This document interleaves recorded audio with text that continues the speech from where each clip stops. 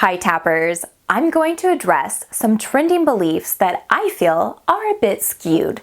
And I've got backup from my perspective. For some reason, saying you are a healer has become a buzzword. I've heard again and again someone cut off another person from saying they are a healer and tell them, no, you don't do the healing, they do the healing. Don't take credit, that only cripples your person and causes them to rely on you. Yikes! What heavy energy. Now, I can see where it's coming from, what the positive intention behind what they're saying is, but I'm sorry, it's skewed and healer shame just really should never be a thing. That's ridiculous. Why? Because despite the ever popular do-it-yourself movement, we do actually need each other. It only takes a glance at anthropology, the science not the store, to see how humans have always stuck together. And we've been doing it for survival, which we used to be pretty clear cut and dry. I mean, power and safety in numbers, the bigger tribe wins, etc. But as we've evolved through time, humans have become much more self-sufficient, and we rely on each other less, or at least in different ways, and we're enjoying each other more. Now, today, it's not even considered necessary to like your own birth family. We are so easily connected to others, you can just go out and find your own tribe who will love you and accept you as you are. Thus began the slippery slope of thinking we don't need each other, as it's kind of shifted from physical survival to more of a mental health support. Though, I still make the argument that we'd really miss our grocery stores and electric water tanks and car mechanics real fast if we were suddenly an island unto ourselves. And I love all of the ways that we all share our talents and the do-it-yourself movement. I mean, I love learning how to do things. But here's where we are making this screwy turn. Just because we can doesn't mean we should.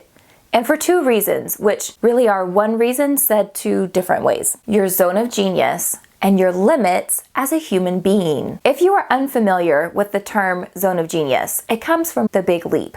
I highly recommend it. Basically, what he says is that you do what you do best and what brings you the most joy. That's your zone of genius. Now, your limitations as a human means that you need time to eat, sleep, socialize, and connect to thrive. And all of these have been proven vital to your human survival. An extreme example comes from looking at babies in orphanages. They have an extremely high mortality rate. Now, what was discovered is that these babies were literally dying from lack of touch. Lack of human contact was causing them to cease to thrive, even when they were cared for in every other way. Now, there are stories just as compelling for the other aspects that I mentioned. We need each other. Now, you may be just fine DIYing your coffee table to make it vintage chic, but DIYing your own mental health?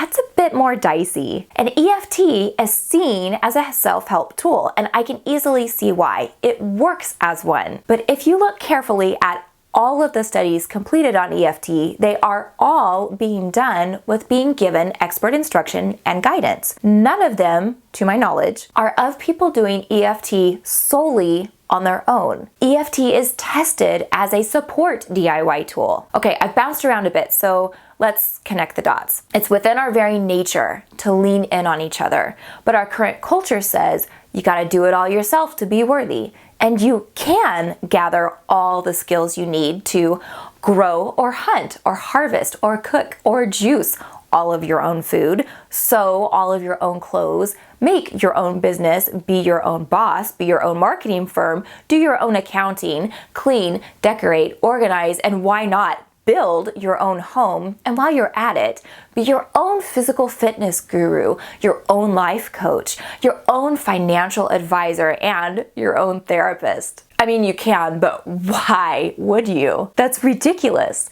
And ridiculous to pressure yourself into that. That's like saying to your body, okay, liver cell, I know you kind of specialize in this one area, but I'd like you to learn how to transport oxygen, track down and consume foreign microbes, break down nutrients, and how about be able to jump in and be a bladder cell whenever that's needed? Thanks. You know what we call cells that don't mature into a specific job? Cancer. So what if you were to focus on where your zone of genius is, where you feel the most inspired, where you do the best good? And what if you let others do the same and support you where you shine from how they shine. The definition of healing is to make healthy, whole, or sound. When you are hungry and someone else cooks you a meal, doesn't that then make you feel healthy, whole, and sound? Did they not just administer health to you, therefore being a healer? What about when you hand over your taxes to your accountant and they compute your taxes for you? Doesn't that peace of mind feel healthy, whole, and sound? Healing is a partnership.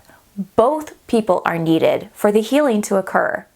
That doesn't negate the practitioner being a healer. It simply means the person being healed is also a healer. I encourage you to continue to use EFT as a supportive DIY tool, and I urge you to test my theory.